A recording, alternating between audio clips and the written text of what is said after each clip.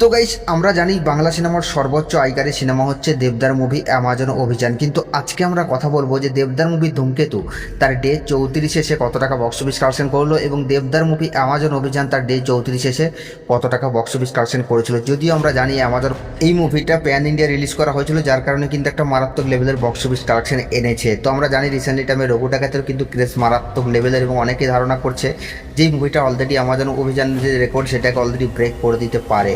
তো যাই হোক, আজকে আমরা কথা বলবো যে অ্যামাজন অভিযান মুভিটা তার ডে 34 এসে কত টাকা বক্স অফিস কালেকশন করেছিল। তো গাইস, এই মুভিটা তার ডে 34 এসে বক্স অফিস কালেকশন করেছিল প্রায় 15 লক্ষ টাকার মতো এবং টোটাল 34 দিনে মুভিটা গ্রস বক্স অফিস কালেকশন করেছিল 28 কোটি 12 লক্ষ টাকা।